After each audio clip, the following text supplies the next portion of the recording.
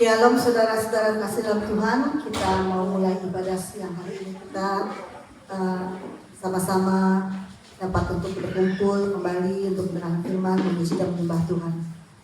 Sebelum kita mulai ibadah, mari kita siapkan hati kita untuk berdoa kepada Tuhan dulu. Terima kasih ya Tuhan untuk hari ini ya Bapa, untuk siang hari ini Engkau butuhkan kami pada saat ini Bapa untuk dapat bersama-sama beribadah ya Bapa. Kami percaya Tuhan berkat putus atas kami ya Bapa selama ini ya Bapa.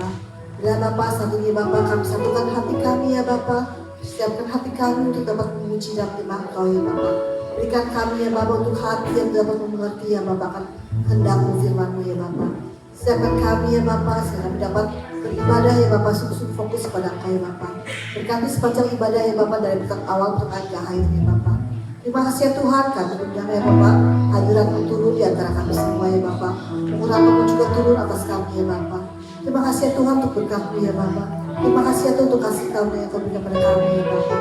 Terima kasih ya Bapak, kami serahkan ya Pak jam-jam ibadah siang ini kepada Kau saja ya Bapak. Hanya dalam Tuhan Yesus kami mengucap syukur. Amin. Sama-sama kita nyanyikan lagu El Shaddai. Kita tahu bahwa Tuhan itu sungguh berkuasa dalam kita, dalam kehidupan kita. Tidak ada yang mustahil bagi Tuhan.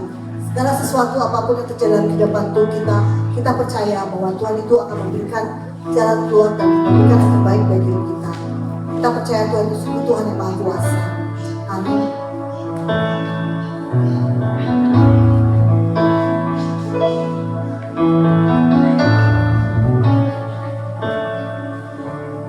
Yesus, Kau sungguh berkuasa.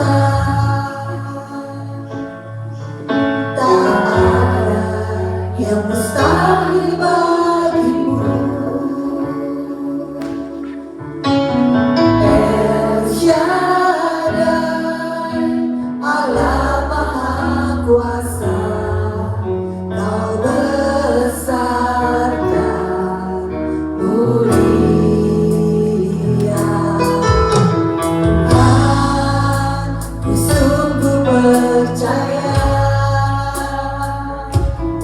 tak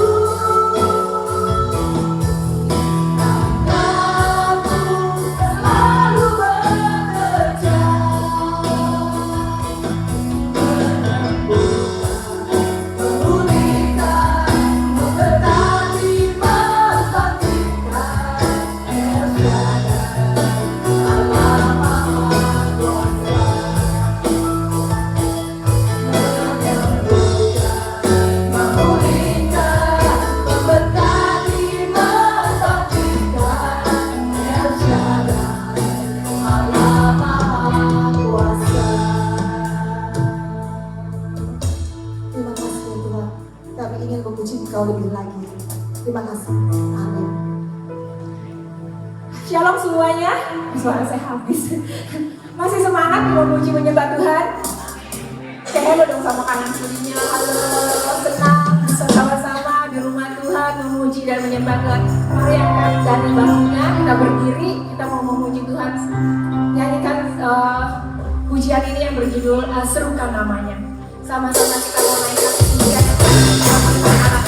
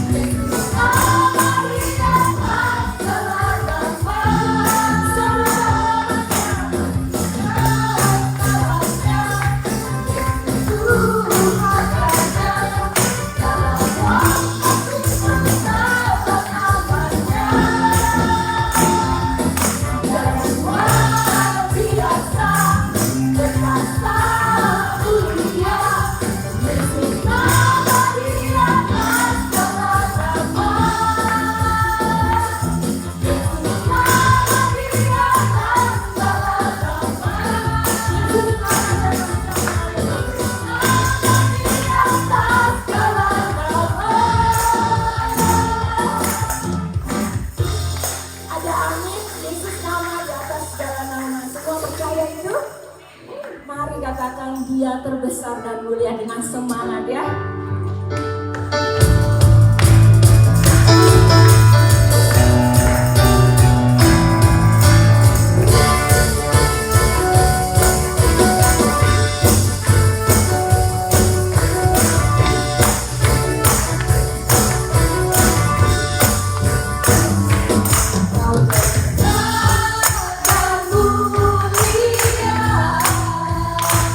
Akan sebuah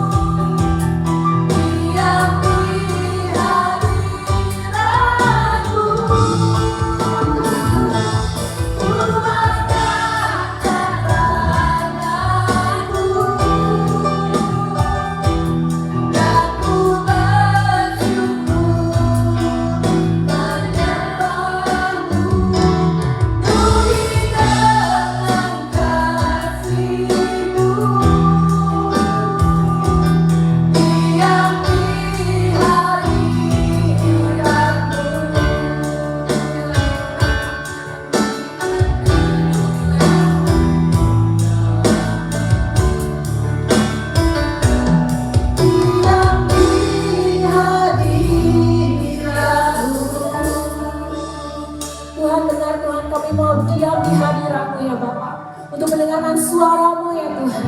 Biar dari setiap kami ini Tuhan, setiap hati kami yang hadir pada sore hari ini Tuhan, Engkau tilik sekali lagi ya Bapa. Biar kami ini siap Tuhan dikeburkan kembali dengan firman-Mu Tuhan, sehingga firman-Mu itu boleh memerdekakan hidup kami. Kami boleh bertumbuh dan berbuah ya Bapa. Terima kasih untuk sore ini Tuhan. Terima kasih ya Bapa untuk waktu-waktu intimasi yang ada. Terima kasih Tuhan untuk kesempatan sekali lagi yang ada Tuhan. Kami bersyukur Tuhan. Dan kami mau siap mendengarkan firman-Mu ya Bapa. Bersuaralah Tuhan. Kami hamba-hamba-Mu Tuhan. Kami umat-umat-Mu Tuhan. Dan tempat ini kami rindu Tuhan membawa ke dalam tangan-Mu. Beracara lebih lagi Tuhan. Ketika kami selesai dari tempat ini, kami memperoleh kemenangan demi kemenangan yang datang daripada-Mu Yesus. Terima kasih, beracara Roh Kudus lebih lagi Tuhan. In the name of Jesus, setiap umat yang rindu mendengarkan firman Tuhan boleh berkata amin. Semuanya silakan duduk teman-teman. Terima kasih untuk praise and worship team.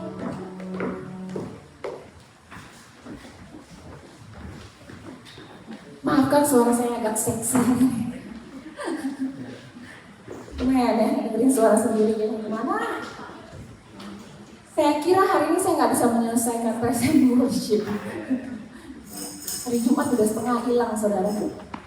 Tapi Tuhan baik. Tuhan itu baik. Amin. Amin. Tadi kita udah berdoa. Mari kita siapkan hati kita untuk mendengarkan firman Tuhan. Jadi saya tuh sebenarnya pikir gini, aduh kayaknya nggak mampu nih gitu ya. Udah praise and worship firman Tuhan. Ini suara kayaknya udah stoknya limit banget. Tapi saya percaya kuasa Tuhan tuh lebih besar loh dari apapun yang ada di dunia ini, bahkan dari sakit penyakit. Makanya saya putusin dan saya tetap on, maju, nggak tunda-tunda lagi. Kalau makin tunda makin hilang. Jadi tahun ini House of Sacrifice mempunyai tema Be Fruitful. Jadi kita diharapkan di tempat ini untuk fruitful, nggak cuma berhenti pada bertumbuh, tapi berbuah. Buah yang diharapkan juga bukan buah yang kecil, tapi buah yang banyak, berbuah lebat. Itu yang House of Sacrifice jalani untuk 1 tahun ini. Maka saat ini saya mau berbicara mengenai, sebenarnya kalau ngomongin berbuah itu firman Tuhan tuh sudah tersampaikan dengan banyak banget gitu kan, pergumulan juga untuk membawakan tema ini apa ya Tuhan gitu. Dari Senin gitu ya kan, udah gumulin apa banyak gitu ya, tiba-tiba nggak dicatat gitu, terus beda-beda berubah lagi gitu ya kan. Jadi ini yang saya dapat, saya mau sharingkan, semoga ini bisa memerdekakan kita semua, amin.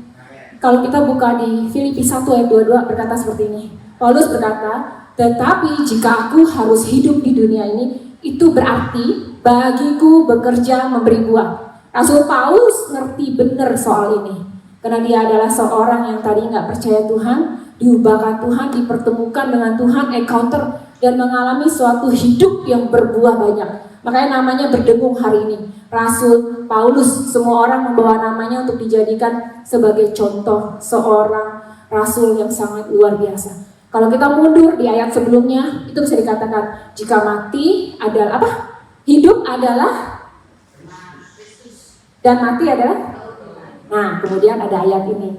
Tetapi jika aku harus hidup di dunia ini, berarti bagiku bekerja memberi upah. Sambil saya nunjuk waktu. Takut 14.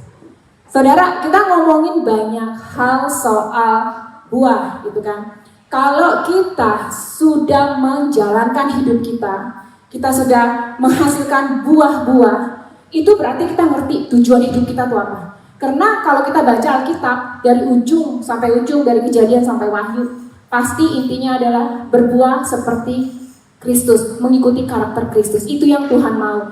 Dan dikatakan juga kalau kita nggak berbuah ditebang, dihanguskan gitu kan. Jadi buat Tuhan penting. Kalau kita baca di Yohanes berapa ini? Yohanes 15 itu ada ranting-ranting yang dibuang, ada ranting-ranting yang dibersihkan. Maka hari ini saya mau berbicara soal buah. Arti berbuah itu apa? Kira-kira ada yang bisa jawab gak? Pengantuk. Menghasilkan buah, benar. Menghasilkan buah, ya kan? Jadi kalau Tuhan minta kita berbuah, berarti berbuah ini suatu yang penting yang akan dibawa kepada kekekalan. Karena di dalam Alkitab disebutkan kalau nggak berbuah dihanguskan. Berarti buat Tuhan ini penting. Kalau penting buat Tuhan itu penting buat kita. Jangan sampai kita nggak menganggap ini sesuatu yang penting. Jangan sampai kita menganggap ini biasa aja. Aku udah jadi Kristen cukup. Aku udah mengenal Tuhan cukup. Aku sudah dibaptis cukup. That's it. Tuh anyway aku juga selamat. Gitu. Tapi no, Tuhan gak bilang gitu. Karena Tuhan mengharapkan buah. Jadi kalau soal buah itu tuh ada sesuatu yang diproduce. Kata aslinya berarti karpos, dalam arti diproduce. Ada sesuatu yang dihasilkan dari hidup kita. Kalau pohon itu berarti mengeluarkan sesuatu. Itu namanya berbuah. Kalau pohon itu nggak ngeluarin sesuatu, itu namanya nggak berbuah. Hidupmu sama. Hidupmu kalau ngeluarin sesuatu, itu namanya berbuah. Buah ada negatif, ada positif. Kalau kita hidup dalam firman Tuhan, nggak mungkin negatif yang keluar. Pasti positif. Karena firman Tuhan tuh nggak ada bilang jadilah kamu seseorang yang marah. Itu nggak ada, saudara. Yang ada jagalah amarahmu, ya kan? Nggak ada. Kalau udah kenal firman Tuhan, makin hari makin tua makin marah. Jadi itu siapa yang disembah gitu? Itu siapa yang dibaca? Apa yang dibaca? Jangan-jangan buku ahli apa gitu ya, 7 cara untuk menjaga kemarahan tetap stabil dan berbuah-buah.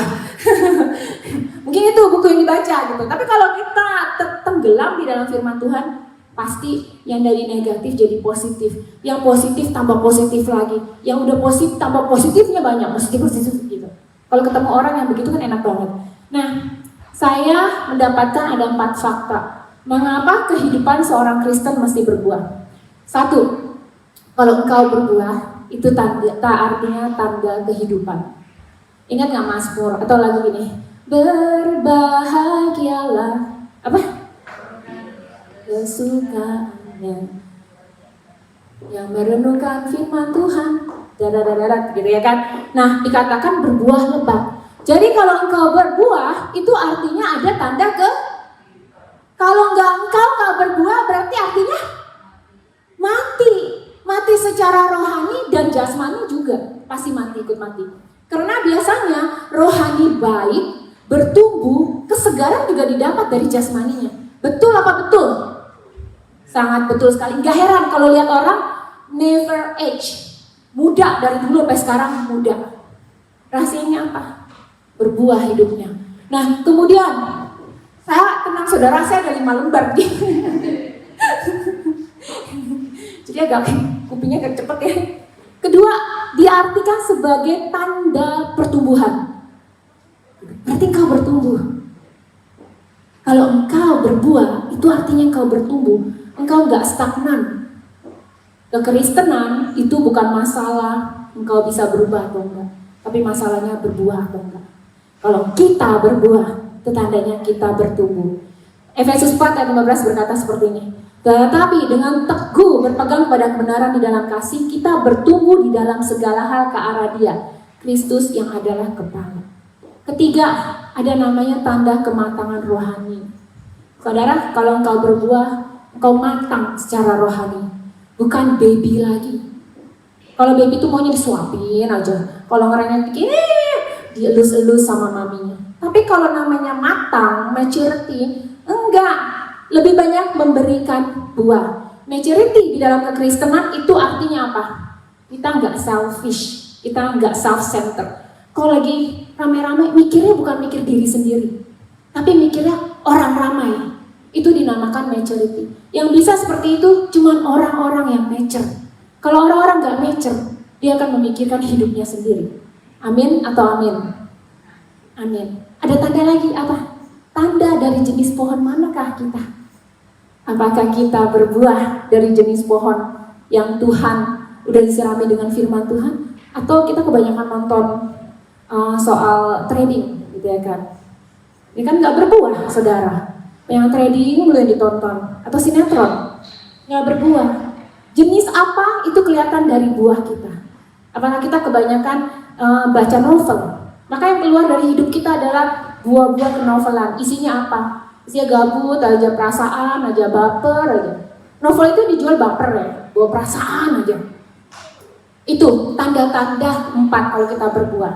Sekarang kita baca di Yohanes 15 ayat 1-8. Saya nggak punya PowerPoint sengaja biar melek. Nggak perlu dicatat, saudara. Aku bacain ya. Yohanes 15 ayat 1-8 berkata seperti ini. Akulah pohon anggur yang benar dan Bapakulah pengusahanya. Setiap ranting padaku yang tidak berbuah dipotongnya dan setiap ranting yang berbuah dibersihkannya, supaya ia lebih banyak berbuah. Kamu memang sudah bersih karena firman yang telah kukatakan kepadamu. Tinggallah di dalam aku dan aku di dalam kamu. Seperti ranting tidak dapat berbuah dari dirinya sendiri kalau ia tidak tinggal pada pokok anggur, demikian juga kamu tidak berbuah jikalau kamu tidak tinggal di dalam aku. Akulah pokok anggur dan kamulah ranting-rantingnya. Barang siapa tinggal di dalam aku dan aku di dalam dia, ia berbuat banyak. Sebab di luar kamu tidak dapat berbuat apa-apa. Barang siapa tidak tinggal di dalam aku, ia dibuang keluar seperti ranting dan menjadi kering. Kemudian dikumpulkan orang dan dicampakkan ke dalam api, lalu dibakar. Sampai situ dulu. Saudara, kalau kita perhatiin Yohanes 15, ini ngebahasnya bukan bahas akar dan pertumbuhan, tapi bahasnya soal apa? Ranting. Jadi yang jadi problem adalah rantingnya. Karena akar dan pertumbuhan itu urusan Tuhan. Karena Tuhan sudah menyediakan firman. Asal kita berpegang teguh aja, fondasi firman itu ada dalam hidup kita. Dan Roh Kudus itu ada dalam hidup kita. Gak mungkin kita gak bertumbuh. Gak mungkin kita gak berakar kuat. Gak mungkin kita gak berbuah. Karena otomatis, proses itu otomatis. Nah, tapi Yohanes 15 ini berkata soal ranting, saudara. Ternyata ada ranting yang belum berbuah, dipotong. Yang satunya lagi dibersihkan. Katanya apa? Biar banyak berbuah. Jadi soal akar dan pertumbuhan, that's God side. Asal kita tinggal dalam firman, asal kita tinggal dalam Roh Kudus, sisanya beres. Kenapa? Karena firman itu harus menjadi makanan setiap hari buat hidup kita. Ada amin?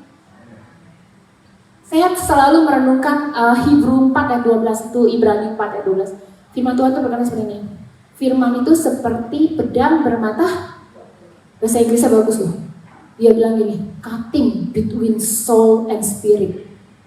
Itu luar biasa, bahasa Inggris berkata cutting between soul and spirit. Jadi firman Tuhan tuh memisahkan tuh mana nih yang bagus nih, ya kan? Buat soul and your spirit, membersihkan soul and your spirit. Itu yang firman Tuhan ajarkan soal firman Tuhan. Bayangin setiap hari kalau nggak hidup sama firman Tuhan, apa yang terjadi dengan soul and your spirit? Itu jawab sendiri, ya kan? Dan kalau kita nggak hidup dalam firman Tuhan sehari aja, bayangin kalau kita nggak makan nasi sehari. Bisa hidup nggak? Mungkin bisa, karena penggantinya roti. Tapi anggaplah itu makanan pokok buat hidup kita. Kemudian ada juga kuasa Roh Kudus. Roh Kudus ini powerful.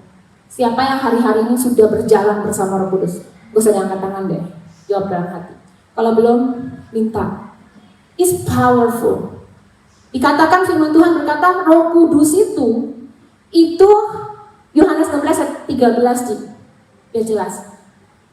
Tetapi apabila ia datang, yaitu Roh kebenaran, ia akan memimpin kamu dalam seluruh kebenaran, sebab ia tidak akan berkata-kata dari dirinya sendiri. Tuh ada ya. Tetapi segala sesuatu yang dengarnya besar tuh. Itulah yang akan dikatakannya dan ia akan memberitakan kepadamu hal-hal yang akan datang. Bayangin saudara, kalau kita punya Roh Kudus, ini hal-hal yang akan datang loh. Alkitab nggak berkata hal-hal yang dulu, bukan. Hal-hal yang akan datang. Jadi nggak heran kalau orang yang hidupnya sama Roh Kudus, yang ke depan dia udah tahu. Benar nggak? Karena firman Tuhan berkata, dan ia akan memberitakan kepadamu hal-hal yang akan datang. Penting, firman Tuhan dan Roh Kudus itu membuat kita bertumbuh.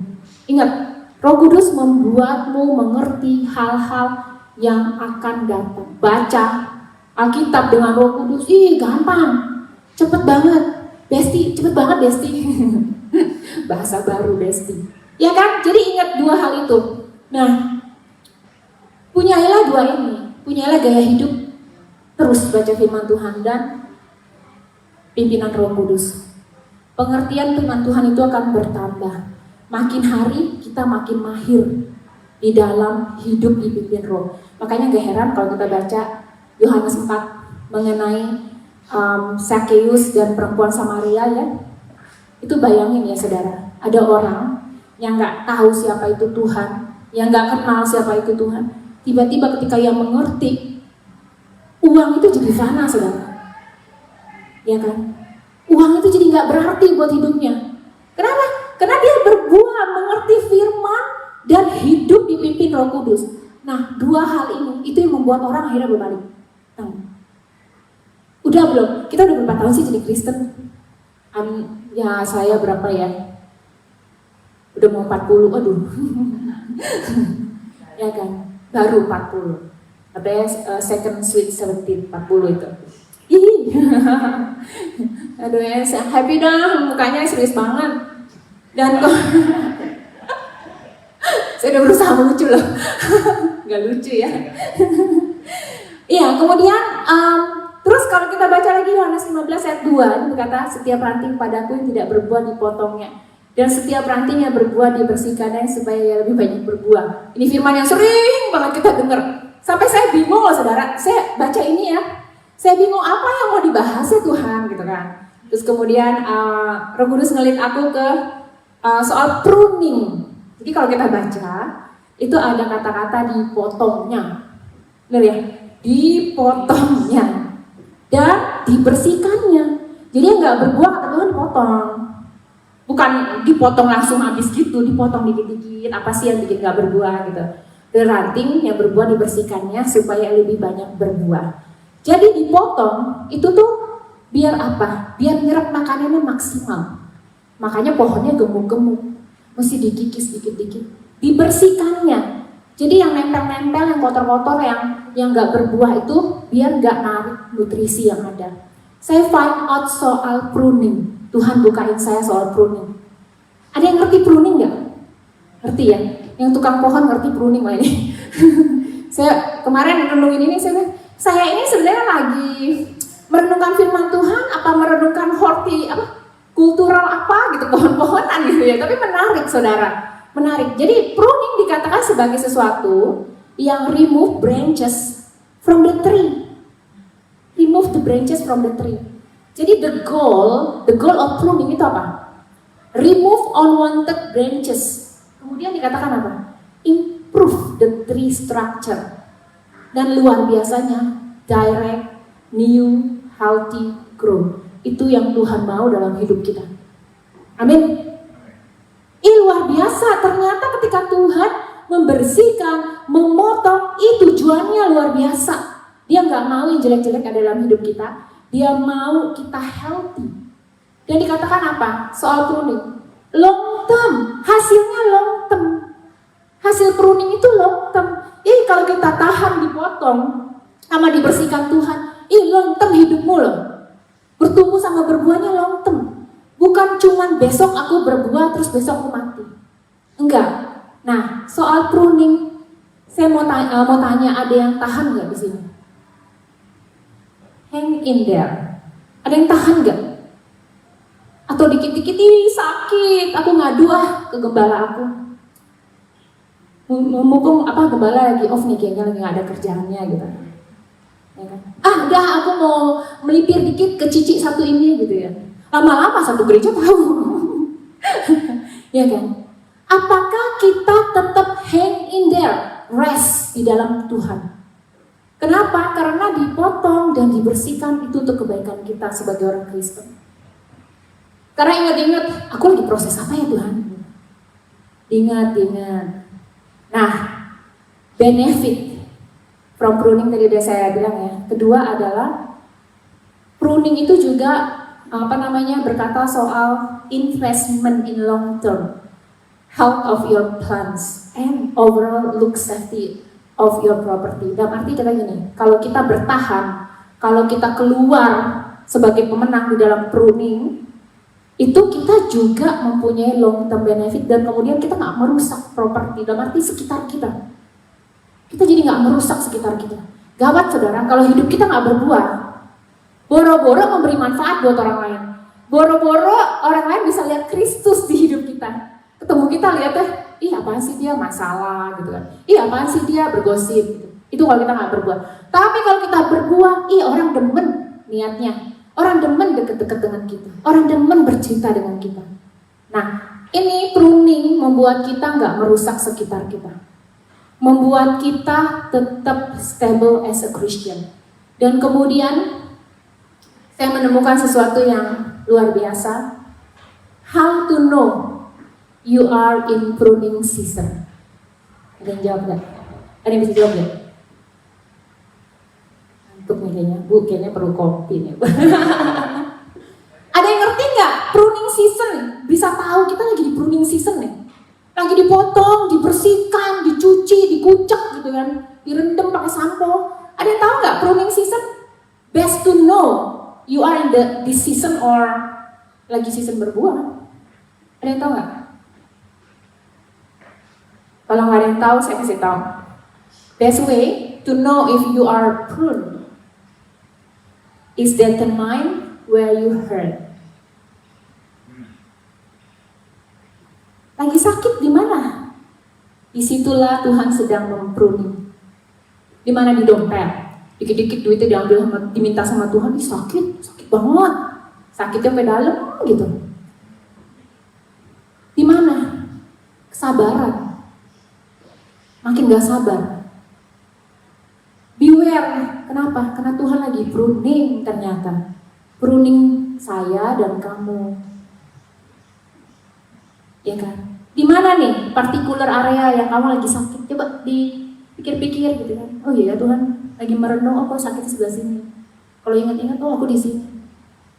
Hang in there, kata Tuhan, bahwa Dia sedang memproses hidupmu dan hidupku. Kenapa? Biar kita berbuah. Biar kita memuliakan Bapa. Kita dikatakan, biar nama Tuhan dipermuliakan. Dan demikian kamu adalah murid-muridku. Jangan ngaku murid Tuhan kalau nggak mau dipotong dan nggak mau dibersihkan. Jangan ngaku. Kenapa? Karena kalau murid Tuhan, ayat selanjutnya sebelumnya itu loh banyak saudara, dipotong, dibersihkan, tinggal di dalam Tuhan, ranting-ranting yang nggak berbuah dipotong, dibuang, dibakar. Kalau kita nggak mau skip proses itu semua, I don't think so. Bapak kita mengenal kita sebagai murid-muridnya. Amin. Amin. Nah, kalau soal pertumbuhan, soal ukuran, kita kan suka bilang, ih kayaknya ukuran gua kecil, belum bertumbuh nih. Udah jadi Kristen 20 tahun kayaknya belum bertumbuh. Saudara, pertumbuhan suatu pohon itu berbeda. Apalagi manusia. Manusia bertumbuh secara rohani dan jasmani ternyata berbeda. Kalau kita baca di Alkitab ya, kita tahu ada banyak di 2 Korintus 3 ayat 18 berkata seperti ini. Dan kita semua mencerminkan kemuliaan Tuhan dengan muka yang tidak terselubung. Dan karena kemuliaan itu datangnya dari Tuhan yang adalah roh, maka kita diubah menjadi serupa dengan gambarnya dalam kemuliaan yang semakin besar. Yang semakin besar saudara. Jadi makanya kalau kita kehidupan kita sebagai seorang Kristen, pertumbuhan rohani itu ukurannya semakin besar.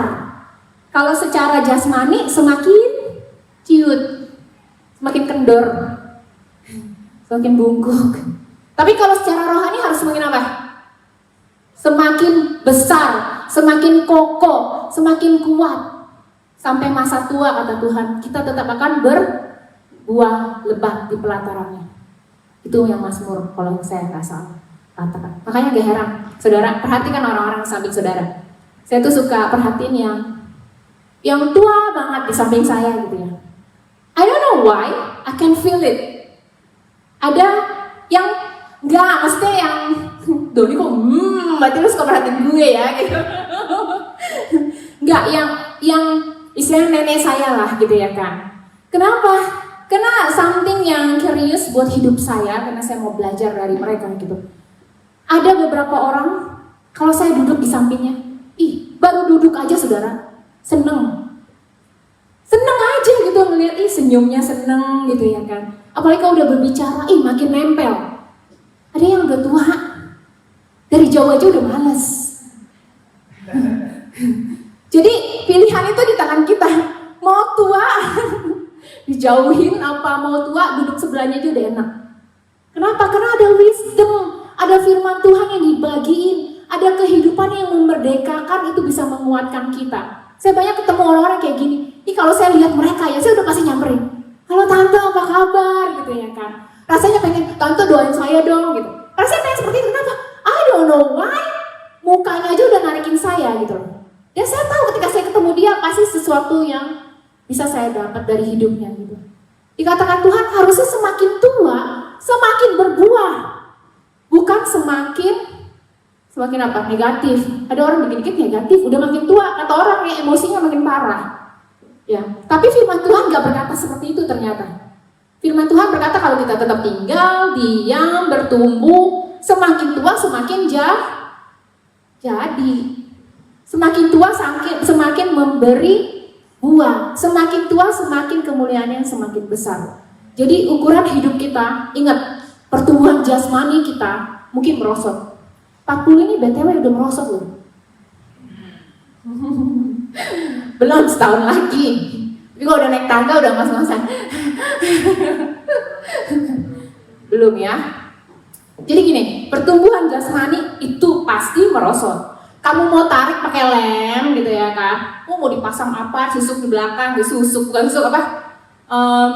Apalah itu namanya, kolagen. Mau ditarik sampai belakang juga sama. Tetap menua. Tapi rohani kita akan semakin besar.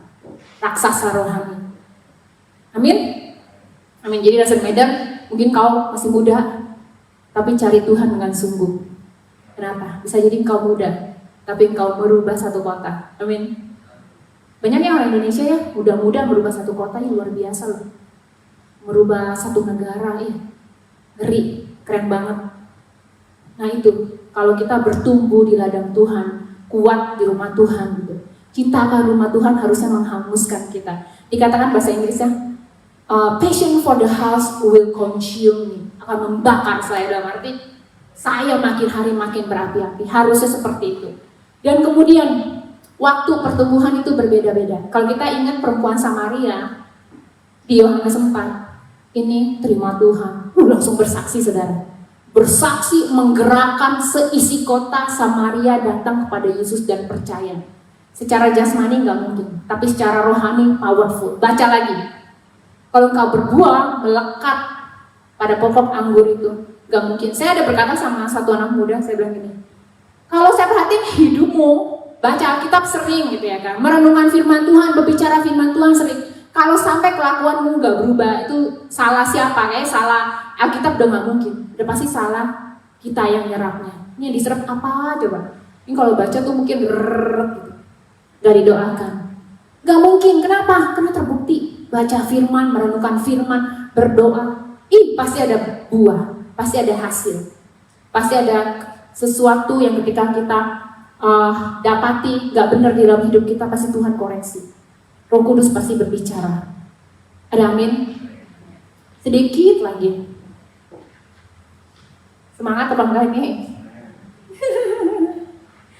Oke, kemudian yang terakhir, bagaimana cara kita mengukur pertumbuhan? Kalau pohon mungkin bisa diukur, 1 cm hari ini. Anak kita juga kita ukur. Boleh 1 cm, 2 cm, boleh sampai dia gede boleh gitu ya kan. Kadang ditaruh di dinding gitu. Untuk mengukur pertumbuhan. Nah, pertumbuhan rohani gimana cara mengukurnya?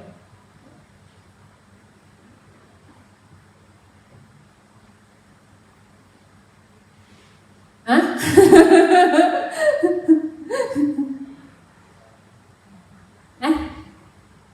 Pertumbuhan rohani bisa diukur gak sih? Bisa. Baik loh kalau kita mengukur pertumbuhan rohani kita sendiri, karena kita bakal tahu, ya kayaknya aku di bidang ini nggak bertumbuh, di kesabaran kurang bertumbuh, di kesetiaan apalagi gitu ya kan, apalagi di bidang kasih, kayaknya jeblok banget nilainya. Segala sesuatu kan kita ukur tuh, bensin aja diukur sama suami saya saudara, diukur. Pernah nggak mengukur kerohanian? Pernah nggak mengukur pertumbuhan rohanimu? Karena itu baik. Biar nanti waktu kita tua, kita bisa tahu, aku udah berbuah banyak, aku udah bertumbuh banyak. Jangan sampai waktu tua, baru sadar, gue gak bertumbuh-tumbuh. Udah telat. Udah gak ada waktu untuk untuk bertumbuh gitu. Ada sih waktu, cuman jadi lama. Ya kan? 1, ukur dirimu mempunyai karakter Kristus atau enggak. Ukur diriku mempunyai karakter Kristus atau enggak. Karena Roma 12 berkata seperti ini. Let God transform you into a new person by changing the way you think. Kalau Tuhan udah bekerja atas kita, He will changing our thinkingnya di change. Repentance itu kalau nggak salah dalam bahasa Greek juga berkata seperti itu, changing. Repentance pertobatan ya. Tapi kalau diterusin lagi, artinya sebenarnya changing the way we think, like Christ-like. Jadi ternyata pembaharuan budi. Ketika Tuhan masuk dalam hidup kita, take over our life, Roh Kudus take over our life, maka Kristuslah yang tampak. Maka Kristuslah yang akan ngelit hidup kita. Pokoknya apa-apa, kok dia baik banget ya. Dulu kok yang begini ya.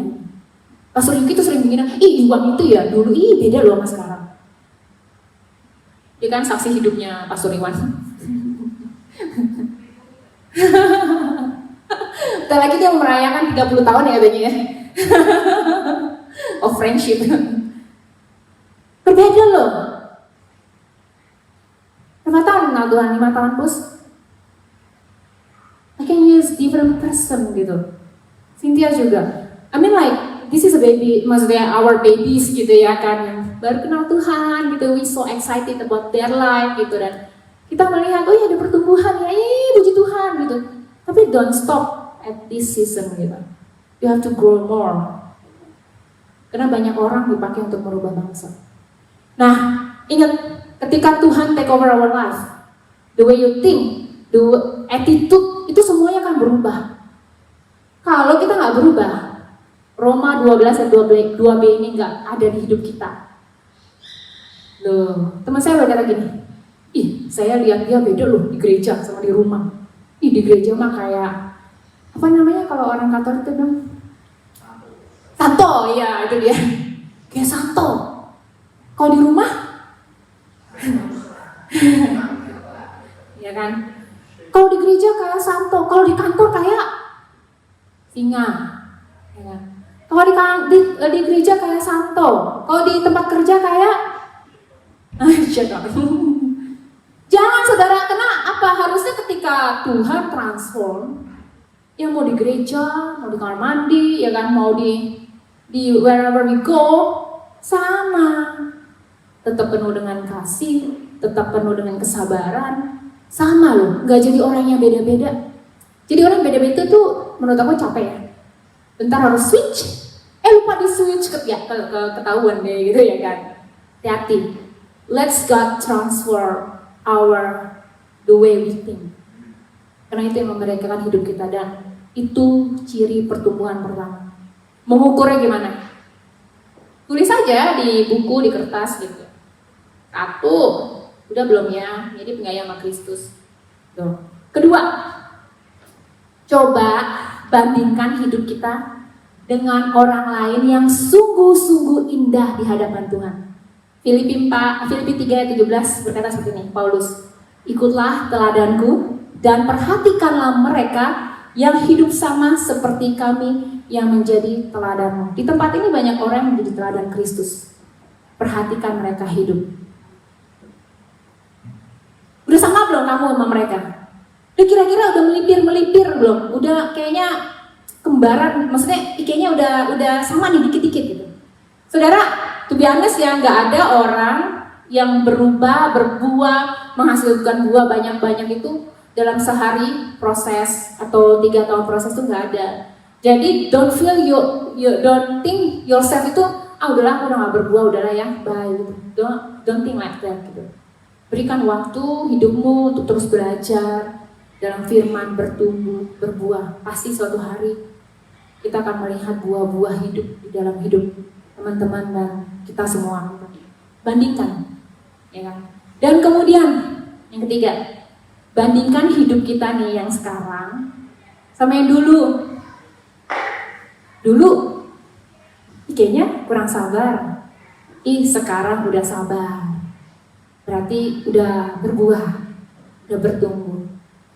Dulu kok kayaknya dikit-dikit baper.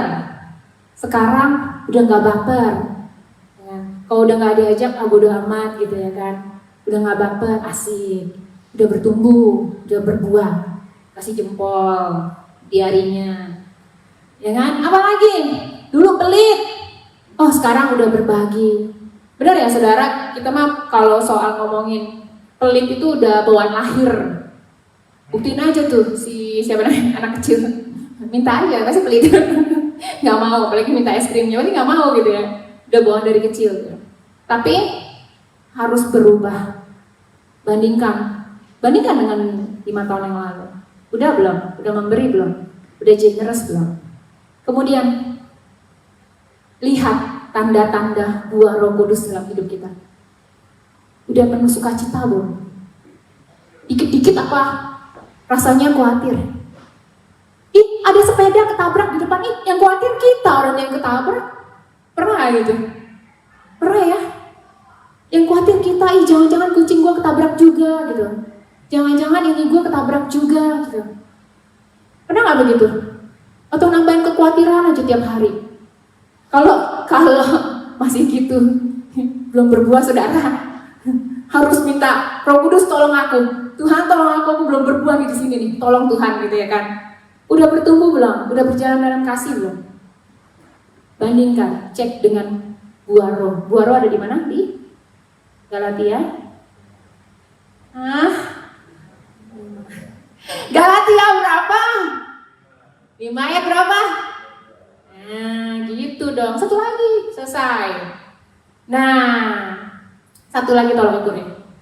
Waktu ada permasalahan, waktu ada kesulitan, how you respond that situation. Responmu itu menentukan kamu udah bertumbuh atau belum.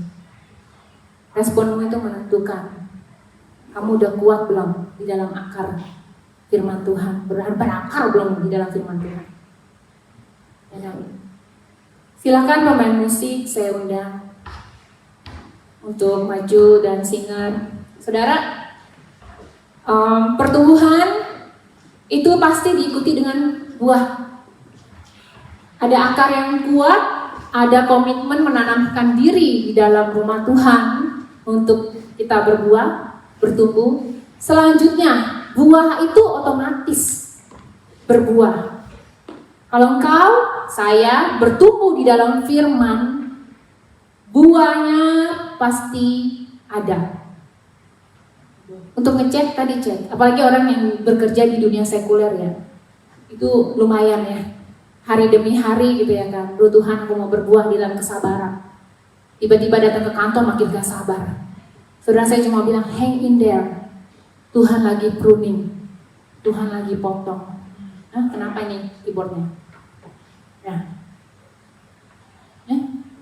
Enggak, oke, sorry. Ya, hang in there. Firman Tuhan, saya nggak panjangkan, tapi sekali lagi, untuk hidup berbuah itu nggak sulit kalau diikuti dengan fondasi yang kuat. Fondasi tertanam dalam firman Tuhan, andalkan Roh Kudus dalam hidup kita, itu nggak sulit karena pertumbuhan itu urusan Tuhan. Buah itu otomatis. Tapi ada satu bagian yang kita nggak boleh lupa, pruning. Pruning dan satu lagi, dicek. Kira-kira bertumbuh nggak? Mungkin ikut Tuhan udah 30 tahun, udah bertumbuh belum? Kan? Tapi Tuhan itu sungguh baik.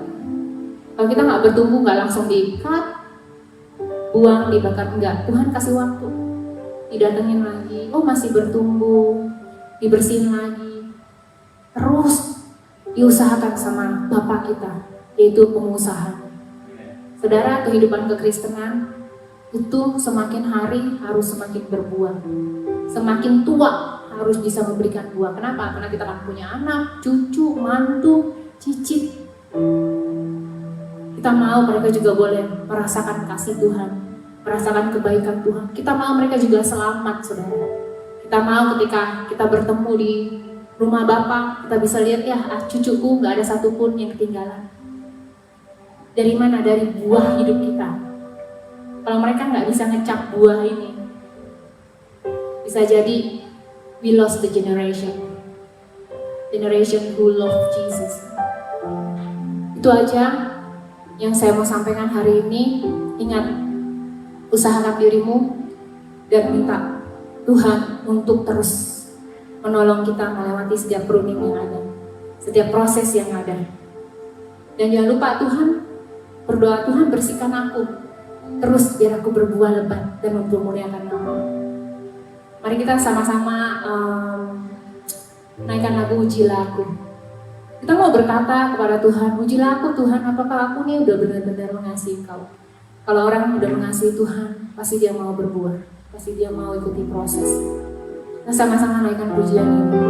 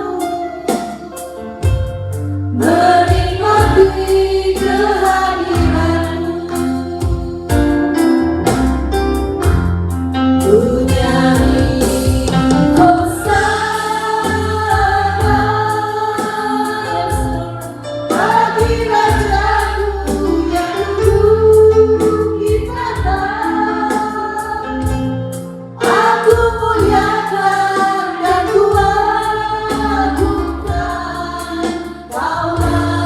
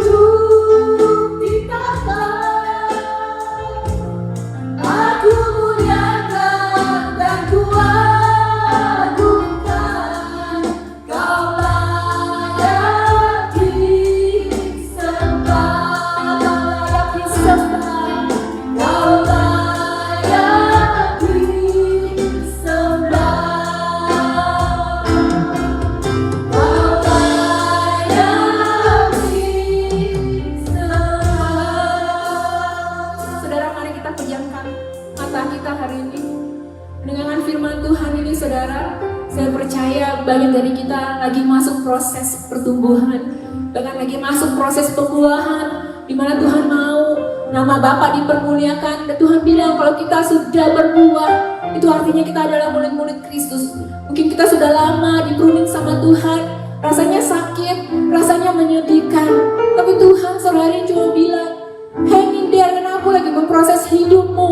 Aku mau kau berbuah lebat, aku mau kau menghasilkan, aku mau hidupmu mengubahkan kota ini, aku mau hidupmu mengubahkan komunitas ini dan menjadi berkat kemanapun kaki kita melangkah. Mungkin kita lagi diproses di tempat kerja kita lagi benar-benar diproses dalam rumah tangga kita, dalam keluarga besar kita. Percayalah ada tangan Tuhan, percayalah ada Roh Kudus. Mungkin nggak ada yang tahu hidup kita diproses sedetailnya, tapi Tuhan tahu. Dan ketika Tuhan bilang kalau kita menang, maka kita didapati sebagai pohon ranting yang berbuah lebih lebat. Itu firman Tuhan yang bilang. Jadi saudara, biarlah hidup kita semua di tempat ini benar-benar menanamkan diri kita, menanamkan setiap harinya, jangan melewatkan firman Tuhan. Karena itulah menjadi kekuatan dalam hidup kita. Karena itulah yang akan merubah pola pikir kita. Dan karena itulah Tuhan yang membimbing kita sehingga kita bisa berbuah lebat. Tuhan berkata berbuah lebat, bukan berbuah sedikit. Dan itu akan terjadi atas hidup kita yang benar-benar mendengarkan firman Tuhan, benar-benar dan melakukannya. Sore hari ini kami berdoa ya Bapa, terima kasih sekali lagi untuk firman-Mu. Sungguh Tuhan, kami mau menerima proses-Mu ya Bapa. Kami mau dipotong, kami mau dibersihkan Tuhan. Biar hidup kami ini menyenangkan hati-Mu. Dari masa muda kami Tuhan, jadikan kami pribadi-pribadi Tuhan yang tergantung akan Engkau. Jadikan kami pribadi-pribadi yang masuk proses sehingga kami Tuhan berbuah. Terima kasih Bapa untuk firman-Mu. Dan sore hari ini kami berdoa Tuhan untuk bangsa ini, kami berdoa ya Bapa untuk keadaan hari-hari ini Tuhan, khususnya untuk sakit Omikron Tuhan, coronavirus Tuhan, angka-angka yang semakin tinggi. Kami percaya Bapa, Engkau memelihara hidup kami, Engkau memelihara hidup bangsa ini Tuhan. Kami berdoa di dalam nama Tuhan Yesus. Biar Tuhan virus ini Tuhan, di dalam nama Tuhan Yesus ya Bapa, takut Tuhan akan Engkau Tuhan. Dan biar Tuhan healing terjadi atas bangsa ini ya Bapa. Kami berdoa biar penurunan terjadi besar-besaran Tuhan, di dalam nama Tuhan Yesus. Kesembuhan melanda bangsa ini ya Bapa. Berkati pemerintahan yang ada Tuhan. Ketika mereka mengambil keputusan, biar menjadi keputusan-Mu saja yang terjadi, bukan keputusan pribadi ya Bapa. Berkati gembala-gembala di tempat ini, orang tua rohani kami Tuhan, pahlawan-pahlawan iman kami ya Bapa. Kami berdoa di dalam nama Yesus.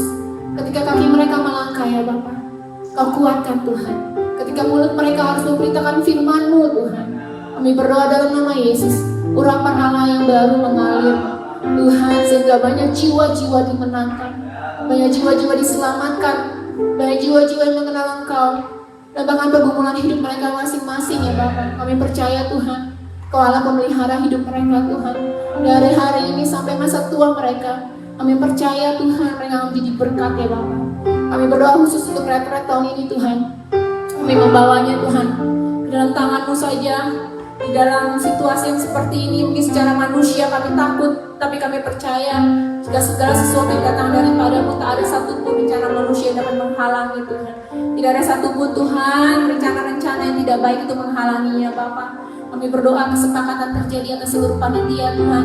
Dan ketika hari hanya nanti ya Bapa, kami berdoa biar semua berjalan dengan baik. Kami berdoa buat Pastor Jonathan dan istri. Dalam nama Yesus Tuhan, Kau berikan kesehatan yang terbaik.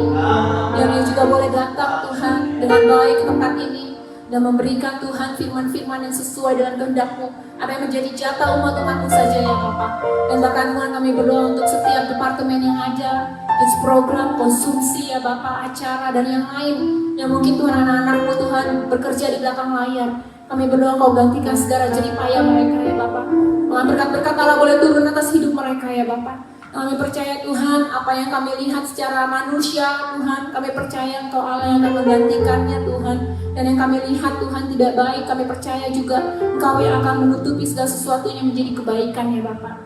Buat kami semua Tuhan. Terpujilah nama-Mu, yang lewat retret ini banyak jiwa-jiwa dibenarkan, banyak jiwa-jiwa dikobarkan kembali untuk mencari Engkau. Encounter terjadi, bahkan anak-anak Tuhan kami berdoa dalam nama Yesus, hati yang lesu, hati yang sudah tidak bergaya di dalam Engkau, di dalam hati anak-anak dibangkitkan kembali Tuhan. Biar mereka mengenal Tuhan Yesus dari sejak masa kecil mereka ya Bapak.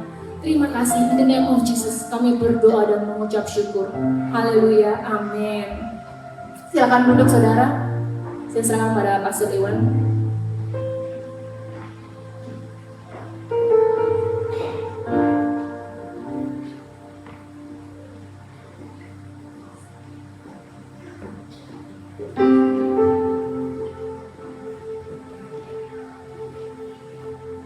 Buat Pastor Felix sudah sharing firman Tuhan, semua diberkati dengan firman Tuhan, amin. Kita semua harus berbuah, tahun ini kita harus berbuah yang banyak, bahkan bukan hanya berbuah yang banyak. Dan sebentar kita juga ada penyerahan anak. David sama Vero bisa tolong maju ke depan. By the way, minggu lalu ya, mereka lahiran cepat banget, lebih cepat dari ekspektasi harinya, tapi semua berjalan normal, semua berjalan dengan baik. Ini bayi masih sangat-sangat muda sekali. Saudara, kalau ada barang baru biasa dikerubutin, di behave. Tanya dulu, boleh gak dipegang, boleh gak digendong, tanya dulu gitu ya. Saudara, saya mau memberikan sedikit encouragement mengapa kita tidak membaptis anak-anak kecil tuh kita tidak baptis sampai umur 12 tahun, sampai mereka bisa berpikir sendiri dengan pikiran mereka, iman mereka bisa berdiri sendiri, mereka dibaptis, saudara. Tapi kepada anak-anak kita lakukan penyerahan anak. Penyerahan anak ini artinya begini loh, David sama Vero. Kira-kira David kuat berapa lama gendong bayinya, baby Zen? Zen ya benar ya namanya? Kira-kira kuat sampai dia umur berapa? Sampai gede. Kalau gedenya sebeni bisa, saudara, kita sebagai orang tua kita terbatas benar ya. Kita terbatas. Ada kalanya di saat kita sudah tidak bisa lagi melewati batas kita, batas kemampuan kita untuk membesarkan anak, untuk melihat anak ini growing, saudara. Kita butuh Tuhan yang tidak terbatas. Amin, saudara. Makanya itu anak ketika diserahkan kepada Tuhan itu bagus, tanda bahwa Tuhan, aku harus berpartner dengan Engkau Tuhan. Aku harus disertai Engkau Tuhan. Aku harus ditemenin sama Engkau Tuhan Yesus untuk membesarkan anak ini. Aku harus punya Engkau Tuhan. Karena kalau enggak, kalau besarnya kayak Beni ini, wah bagaimana caranya untuk menopang anak ini? Dengan tangan aku sendiri, dengan tangan istriku, enggak sanggup. Gitu. Jadi karena kita menyadari bahwa kesanggupan kita terbatas, kemampuan kita terbatas, apa yang kita bisa kerjakan untuk anak kita terbatas, makanya kita berkata sama Tuhan, Tuhan aku serahkan anak ini kepada Engkau Tuhan, aku menjaga, aku merawat sebisa aku, sebaik-baik yang aku bisa, aku menafkahi, aku memberikan pengajaran takut akan Tuhan, sebaik yang aku bisa kerjakan, menjadi teladan bagi anak ini, supaya anak ini bisa melihat Kristus, supaya anak ini bisa punya karakter Kristus dalam kehidupan orang tuanya. Kita partsnya itu, tapi kepada hal-hal yang sebenarnya ada hal yang di luar batas kita sebagai orang tua, kita minta Tuhan bekerja juga Tuhan. Aku memberikan izin kepada Engkau untuk melakukan sesuatu dalam kehidupan anakku. Itu yang pertama. Yang kedua adalah gini, berapa lama Vero bisa stay dengan anak ini? Sekarang ini 24 jam ya. Berapa lama bisa stay dengan anak ini? Menyertai anak ini. Kalau ada masalah, kalau ada apapun dalam kehidupan dia, Vero selalu ada di situ. Kira-kira sampai berapa lama? Masuk sekolah udah nggak bisa, masuk childcare loh. Orang seperti Puspa ini dia sudah ada di sini tanpa bisa disertai sama orang tuanya, benar ya? Perlu Tuhan yang menjaga kehidupan Puspa. Kalau enggak, mau kemana dia? Rusak. Banyak orang rusak ketika sudah tidak ada penjagaan lagi. Nah, dengan penyerahan anak ini, sedari awal, sedari dini kita menyerahkan anak kita kepada Tuhan. Tuhan, aku gak bisa 24 jam Tuhan jagain anak ini. Aku gak bisa 24/7 Tuhan. Hari-hari dia ada aku selalu yang menjagain. Aku gak bisa Tuhan. Aku nyerah Tuhan, kalau disuruh begitu aku nyerah Tuhan Yesus. Makanya aku mau Tuhan berpartner sama aku Tuhan Yesus. Aku tahu Tuhan, aku orang tuanya secara fisik, secara biologis, aku orang tuanya, tapi Engkau juga orang tuanya. Engkau yang menciptakan, Tuhan, bukan hanya andil aku dan suamiku aja, tapi Tuhan punya andil di dalam anak ini. Tuhan punya andil di dalam menciptakan anak ini. Makanya kita berkata sama Tuhan, Tuhan, kemanapun dia pergi Tuhan, aku tahu dia tetap punya orang tua. Dia nggak fatherless, dia nggak motherless.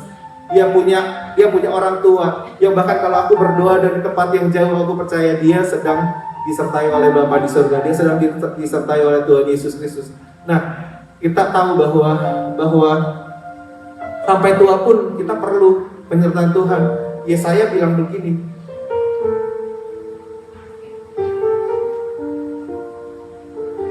Udah hilang. Yesaya 46 ayat 4 berkata gini, sampai masa tuamu aku tetap dia, dan sampai masa putih rambutmu aku menggendong kamu. Persis seperti David lagi gendong. Kadang-kadang kita tua, kita merasa kita tidak perlu digendong oleh Tuhan. Tapi Tuhan mau menggendong kita, walaupun usia kita sudah sangat tua dan putih rambut kita. Itulah yang kita tahu bahwa anak ini butuh Tuhan. Sampai putih rambutnya, sampai masa tua dia butuh Tuhan. Dan kita nggak sanggup menemani dia sampai tua. Kita nggak sanggup menemani hari-hari dia. Setiap harinya kita nggak sanggup. Kita butuh Tuhan. Amin saudara. Nah, siap untuk menyerahkan, rela cita-citanya dia. Kira-kira David mau cita-cita anak ini jadi apa? Jadi apa? Terserah dia. Wah, luar biasa. Nggak terserah Tuhan aja. Kita orang tua kadang-kadang kita punya sesuatu ya kepada anak kita, dan kita harus jadi dokter, harus jadi lawyer, harus jadi arsitek, harus jadi apa. Kenapa kita nggak berkata sama Tuhan, Tuhan aku mau berpartner sama Tuhan. Tuhan, anak ini aku besarkan, tapi biar Tuhan yang menentukan masa depannya, Tuhan yang menentukan cita-citanya, Tuhan yang menentukan jalan hidupnya. Dan kita akan jadi orang tua yang sangat-sangat berbahagia kalau melihat anak kita tumbuh di dalam penyertaan akan Tuhan. Amin. Saya minta istri saya boleh maju ke depan, dan kita mau sama-sama tumpang tangan, kita bangkit berdiri. Saya mau minta istri saya berdoa on behalf of David sama Vero untuk menyerahkan bayi ini. Kita sama-sama angkat tangan kita, topang doa dengan iman bersama dan kesepakatan. Tuhan Yesus, kami bersama-sama ke hadapan-Mu, bersama sepakat dengan orang tua Zain, Tuhan, David dan Vero, menyerahkan anak ini ke tangan-Mu. Tidak hanya David dan Vero menjadi orang tua dari Zain, tapi Engkau sendiri Tuhan berpartner dengan David dan Vero Tuhan untuk menjadi orang tua bagi Zain. Kau berkati pertumbuhan anak ini Tuhan, pengurapan dari tempat yang maha tinggi turun atas Zain dari ujung kepala sampai ujung kaki. Engkau menyertai dia, Engkau membimbing dia, Engkau membentuk dia, Engkau mendidik dia dan mencurahkan takut akan Tuhan di dalam hati anak ini. Sampai dia tumbuh dewasa Tuhan, tangan-Mu tidak pernah meninggalkannya. Dan Engkau yang menolong kedua orang tuanya Tuhan, David dan Vero Tuhan, untuk menjadi orang tua yang terbaik bagi anak ini, menjadi orang tua yang meneladani Kristus di dalam hidup anak ini. Engkau yang terus Tuhan menguatkan mereka, kaki tangan mereka, tubuh mereka, jiwa roh mereka kuat Tuhan, dan menjadi contoh yang luar biasa bagi anak-anak mereka. Terima kasih, berkati Zain Tuhan, berkati David, berkati Vero. Kami serahkan di tangan Tuhan, di dalam nama Yesus kami berdoa. Haleluya, amin.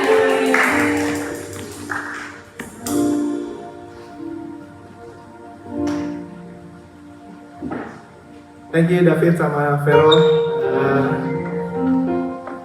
Wow, baru seminggu ya sudah ke gereja.